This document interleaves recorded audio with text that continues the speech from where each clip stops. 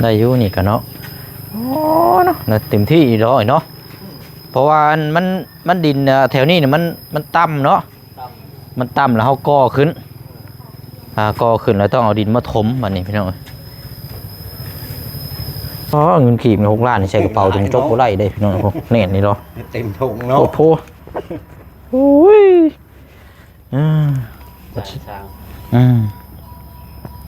โหป้า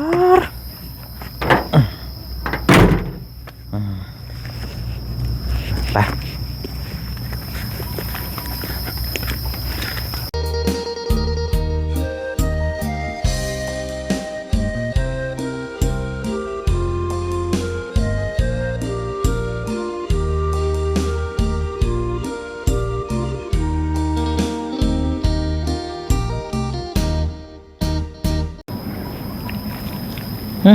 อย่างน้อนี่เขียดบ่นี่เนาะคักแน่ดิล้อมาบัดนี่น้ำท่วมเปิ้นวนเลยทรายกำแหหายไปในพิษตาเลยบัดนี้บ่เรือยังเลยเนาะเรือน้อยเดียวเอาเบาหยอกเลยพี่น้องเด้อเนาะพอดีพอแรกบัดนี้เนาะตัดภาพมาอัปเดตกับทางกุฏิคือเก่าเนาะพี่น้องเนาะขั้นตอนที่2สำหรับทางเทพื้นใต้ถุนตารางเนาะอยู่วัดมหาโชคเนาะพี่น้องเนาะกราบสบายดีและสวัสดีพ่อแม่พี่น้องเบิดสุขุสู่คนคือเก่าคือเดิมพี่น้องเนาะเมื่อวานนี้ก็ไปวัดป่ามหาวันเนาะมาเมื่อนี้มาอยู่วัดมหาโชคเมื่อนี้กับพี่น้องเนาะขึ้นมาทางดงหินพี่น้องอยู่ซ้ายมือพี่น้อง FC เขาอาจจะคุ้นเคยกันเนาะพี่น้องเนาะผ่านไปผ่านมากับมากราบหรือว่ามาขอพรนำหลวงปู่เพิ่นได้เนาะพี่น้องเนาะมื้อนี้ก็มาดำเนินการนำกันอีกเนาะพี่น้องเนาะสำหรับทางกุฏิแต่ว่าทางพอสร้างเพิ่นพร้อมทางทีมงานเรียบร้อยแล้วพูดเนาะคักแน่นี่เนาะนี่เนาะใส่ก่อเนาะดินบล็อกนี่จำนวน300 ก้อนเฮาบ่ฮู้ว่าสิเรือชำไหนชำนี่เนาะประมาณได้อยู่60เนาะหรืออยู่60 ก้อน100พุ่นประจักษ์เนาะหรืออยู่100 ก้อนบ่โอ้โดยเอาสบายดีพอเด้อโดยประมาณ50 ปลายก้อนอันนี้ไม่ยังฉานี่โอ้ยโดนเพิ่นมาอันนี้คือมันขี้ไล่มันเปี้ยงมันเฮ็ดขี้ไล่อ๋อ ขัดเงาบ่เอามาเลาะเบิ่งทางนี้ก่อนเดี๋ยวจังพูดคุยกัน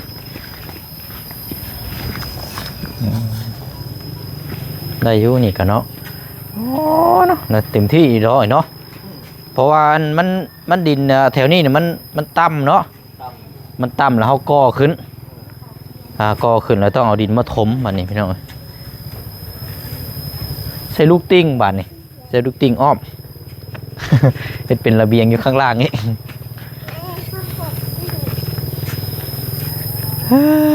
เนาะพูดลูกไปพูดก็ได้ไปลูกไป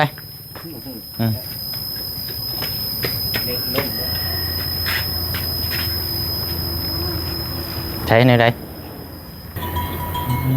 มาหอดวัดกับปวดท้องปวดไส้เราเล่นน้องๆลูกนี่กับพี่น้องพูดได้นี่ สมมติว่าถือท้องถือไส้มานั่งดีแล้ว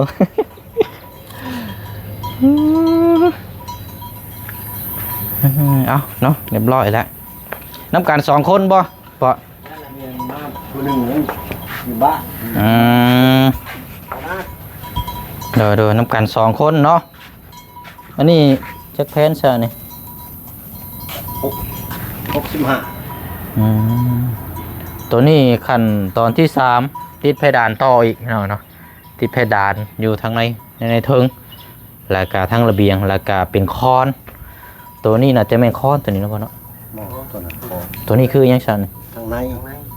อ๋ออยู่ในห้องมันบ่ตัวคอนน่ะตัวนี้เนาะมันจะเป็นรูนี่เนาะเจ้าซักล่องอย่างคักเลยนี่เนาะโอ้คักแล้วนี่เนาะจะเห็นนี่เนาะนะ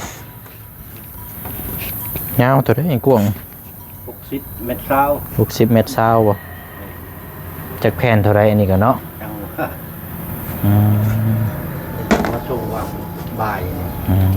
เนาะมีแต่ว่าขั้นตอนตัวนี้เฮาแล้วเรียบร้อยแล้วเนาะ โดยเลย แล้วเรียบร้อยแล้วอัน แล้ว จบเลยเนาะบัดนี้อันทางอันนี้แล้วซะทางบันไดเฮาได้ซะบ่ได้นั่นบ่ เฮ็ดยังมื้ออื่นว่าสิ แต่ว่าสิต่อกันเลยเนาะ แม่น ตัวนี้จบแล้วตัวนี้พี่น้องจังว่ากันบัดนี้ใต้ทุนนี่งามแล้วบัดนี้คักแล้วบัดนี้คันว่าอนาคตก็คันว่ามีศรัทธาก็เพิ่นจะกั้นห้องก็จังว่ากันอีกเนาะ แม่น กั้นห้องนี่แหละนี่กั้นห้องแล้วก็มีตู้ดอกตู้เย็นมาไว้นี้มองรับแขกทางพี่น้องเพิ่นมานี่ก็ได้เนาะหรือว่าจะต่อห้องน้ำไปเทิงๆพุ่นก็ได้เนาะหรือว่าไปข้างก็จังว่ากันเราทุนมันก็ได้แบบเลยเนาะ งามแล้ว ใช้เวลาจักมื้อพอ 3 มื้อบ่เนาะตีแม่นน่ะ 3 มื้อ 3 โอ้3 มื้อก็ถือว่าไวอยู่เนาะ คนดอกคนดิน เป็นเล็กเป็นหยังเฮาครบเบิดอยู่บ่ ครบ เหลือแต่ดินบล็อกนี่แหล้วเนาะ บล็อกหนึงสิโกนั่นได้เพิ่นให้โกดไปแคไปสิซื้อปูนมาโกเป็น ข้อตัวแรกนะ โกในได้โกข้างมันน่ะเลาะไปพอบ่ให้น้ำพุ่งเข้ามาพุ่นน่ะ ก็มองทานหันมันเฮ็ดคล้ายๆว่าเฮ็ดทานกันน้ำจังซี่บ่ แม่นั่นแหละ กันเจิน ฝนตกมาเลย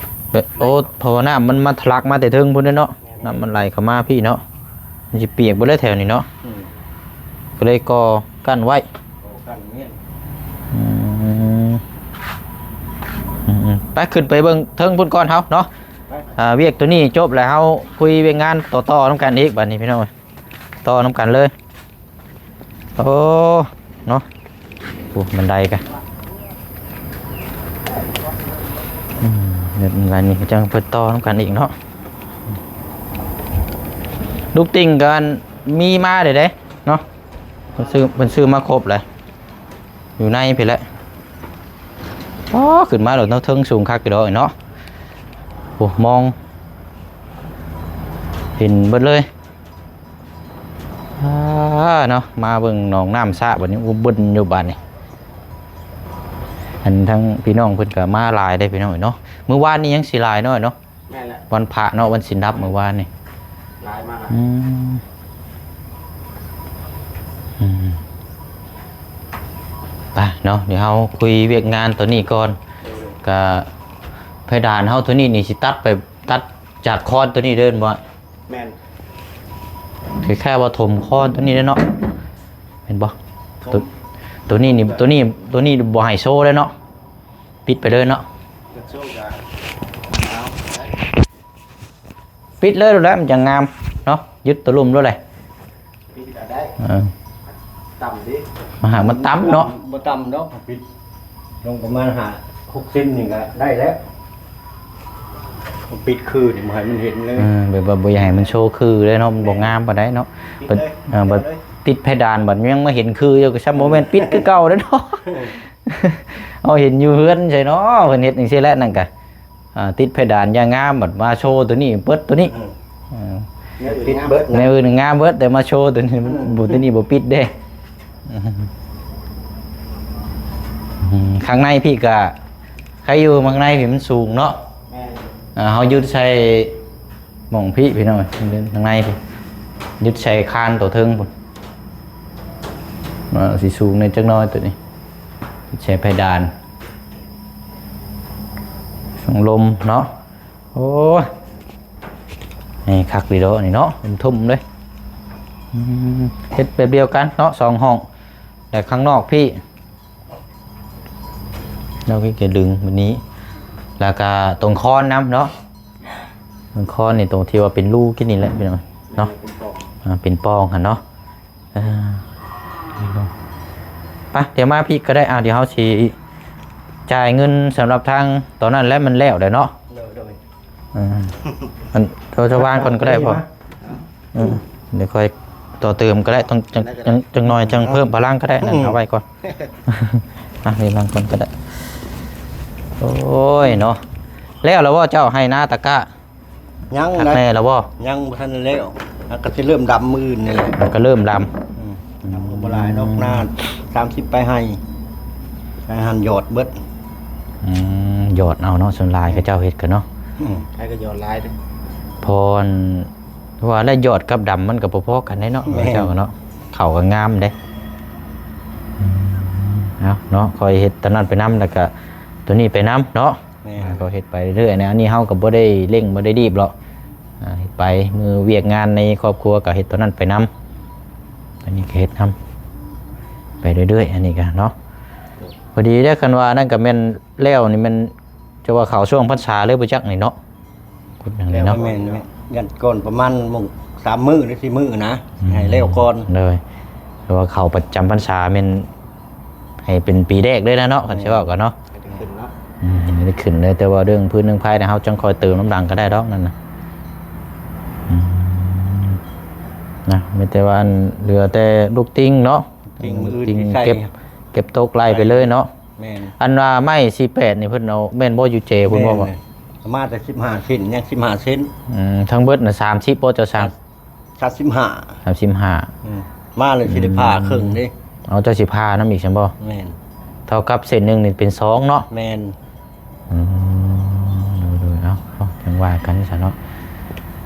เพราะว่าทางไม้กับเพดานนี่ทางเอื้อยเพิ่นสั่งมาอีกต่างหากนะเอาบ่ได้สั่งมาเนาะพอดีเฮาซื้อรายการตัวที่ว่านั้นมาบัดนี้อยู่ในรถเฮาพุ่นแหละมีสีกับลูกกิ้งแล้วก็มีอันตอกตะปูที่เจ้าจดนั่นแหละเอามาเบิดเลยมื้อนี้เนาะเดี๋ยวจังลงไปเอาน้ำกันเนาะเดี๋ยวเฮาจ่ายตัวที่ว่าขั้นตอนที่2ก่อนเทพื้นเนาะ โดย 6 ล้านได้เนาะอ๋อเงินขีบ6 ล้านนี่ใส่กระเป๋าจนจกบ่ได้เด้พี่น้องพวกเน็ตนี่เนาะ เต็มถุงเนาะ โอ้โหโอ้ย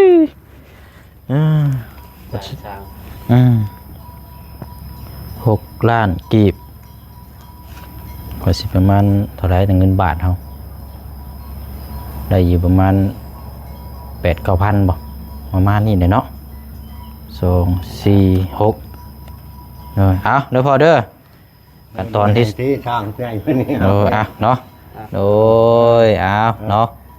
ขอบใจหลายๆเอา หา เนาะ เงินได้เก็บเงินอยู่ เลยเอาทางผู้ให้ทางผู้รับเนาะเลยขอบใจหลายๆนับเบิ่งเช็คเบิ่งก่อนก็ได้เด้อยันว่ามันยันบ่ทวงบ่พอ พอแล้วสำนี้เลยเจ้าหน้าพอแล้ว แต่ว่าหากเอามาแต่ธนาคารนี่แหละเพิ่นเช็คแล้วนะเอาเนาะถือว่าขั้นตอนที่2แล้วเรียบร้อยเดี๋ยวมาต่อตัวนี้บัดนี้เนาะถึงเจ้าเฮ็ดเด้อเด้อเดี๋ยวเฮาก็สิเข้ามาเบิ่งนํกันอีกเทื่อนึงมีจังไดก็แจ้งโทรบอกเฮาเนาะไปบัดนี้เนาะลงไปเอาสีพุ่นก่อนไปเอาเครื่องก่อน แปลงห้องน้ำเพิ่นยังบ่แล้วโอ้ย แปลงห้องน้ำติ เป็นเต็มแบบบ่ ห้องน้ำเต็มบ่จักบ่ ครับเหม็นปะเจ้าเนี่ยพวกนั้นโยก เนาะเดี๋ยวใส่บันไดนี่ก็สิงามแล้วนี่ก็ งามแล้ว อันนี้ยังอันนั้นอยู่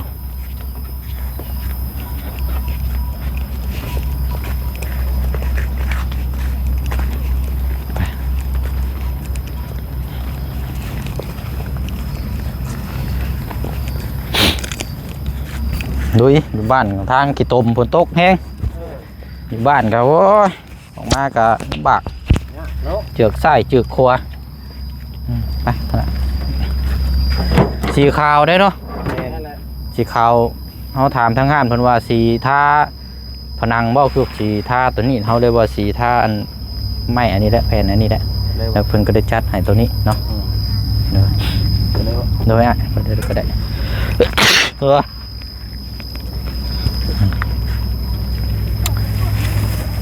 กับลูกกิ้งเนาะ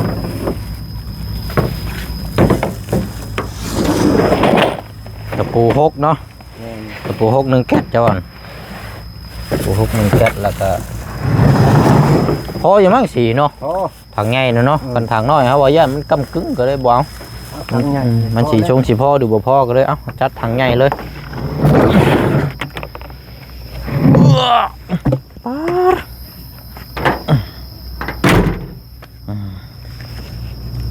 ไป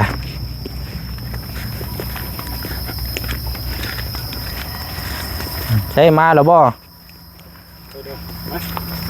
เอาไว้ทางในเบิ้นไว้เทิงพุ่นบ่หรือว่าไว้ข้างล่างข้างล่างก็อันนี้สิไว้ขึ้นไว้เนี่ย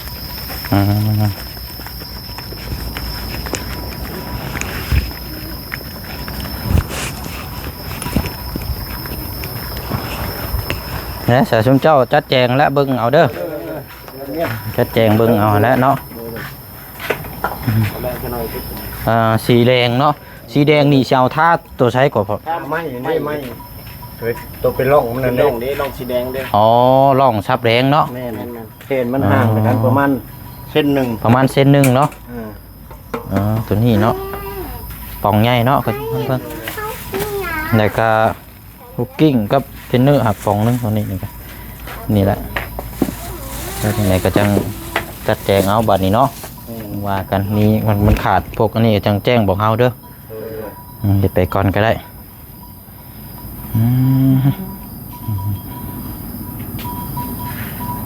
มันจะได้ต่อบันไดคนบ่หรือว่าเห็ดตัวนี้มือเห็ดบันไดก่อนมันนี่โจ้ก้อนมันนี่บ่ไปห้องน้ำมันเป็นก้อนไปห้องน้ำอ๋อคือว่าเต้ไปน้ำยังเห็ดอันนี้ไปน้ำเห็ดดึงพุ่นน้ำหน้าเนี่ยเนาะดึงไส้ดึงขวาเนาะพุ่นห้องเป็นนั่นไปป้าชะเนาะเดี๋ยวมอบหน้าที่ให้ทั้งเจ้าเฮ็ดวิเห็นงานได้ก็ได้เด้อโดยเอาเนาะอันว่าอันเฮก็ยังอยู่ด้วยแต่น้ำมันท่วมเนาะเบิดได้ฮะเบิดพอดีเบิดบ่พอดีเลยโอ้อันชายได้เฉพาะได้กับบุกโคไปเอาญี่ปุ่นประมาณ10 โลเหลื่อมเบลอชายกันเนาะใส่ผึกอยู่แล้วใช่นี่เนาะคือว่าแล้วมันใหญ่เนาะมันใหญ่มันกว้าง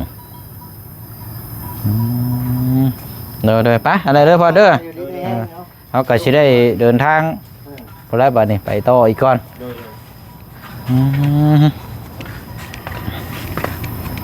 แล้วเนาะเย็นอุดมสมบูรณ์พี่น้องเนาะไปวัดป่าเมื่อวานนี่ก็อีกแนวนึงมาทางนี้ก็อีกแนวนึงเขาห่มแล้วก็ลูกฮอนแดดเด้ไปกันเห็ดย่างดาวังแตนตอดเด้อไอติมบ่ไปพุ่นแล้วไอติมกะเดี๋ยวจังน้อยจังไปอากาศมันร้อน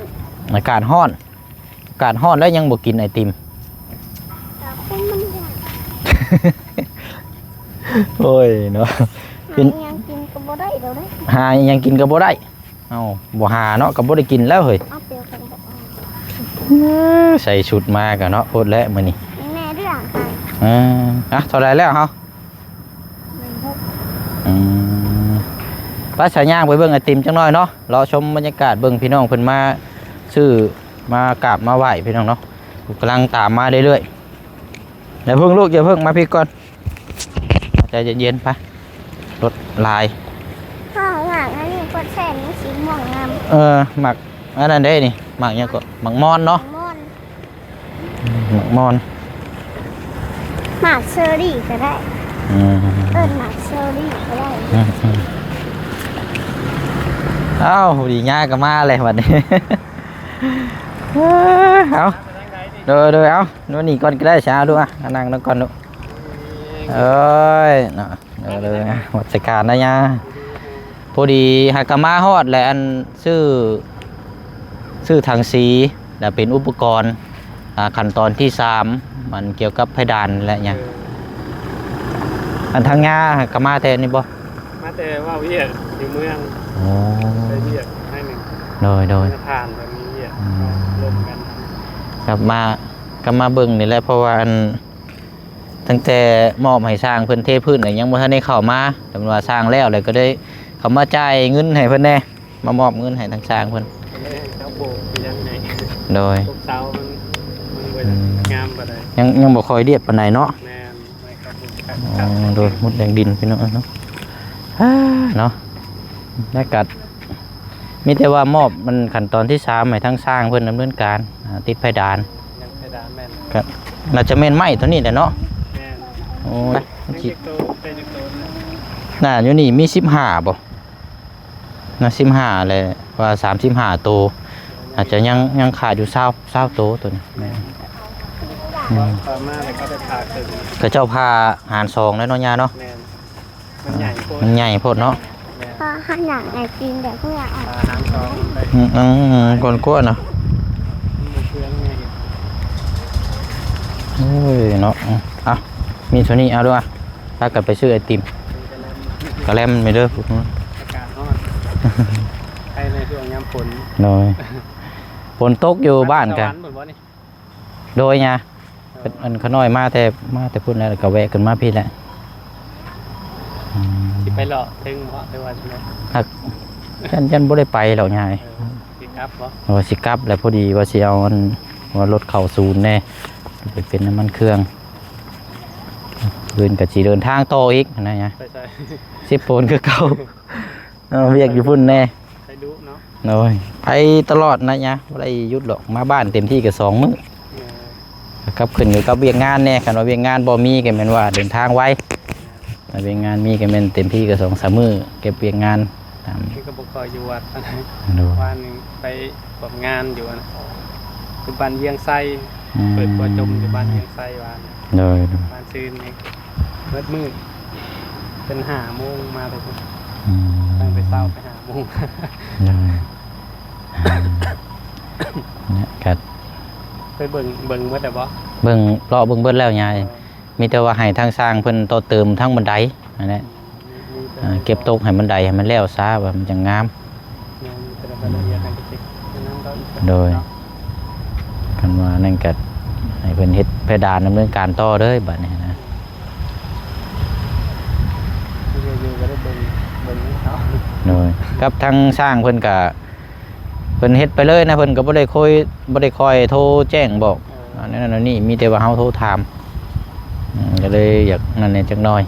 ก็ใครอยู่หน้างานกับของมาก็โอเคอยู่ก็ถือว่างามมาตรฐานอยู่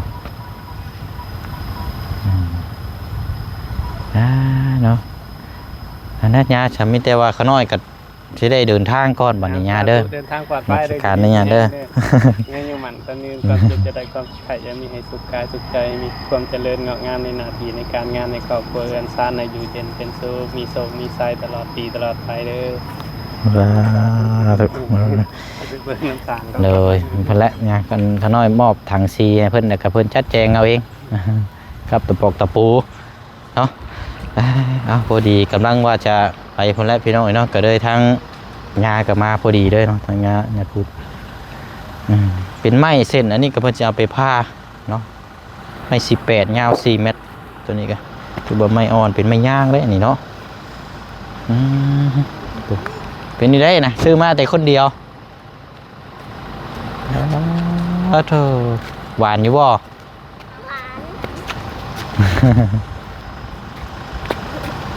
แล้วนี่เนาะ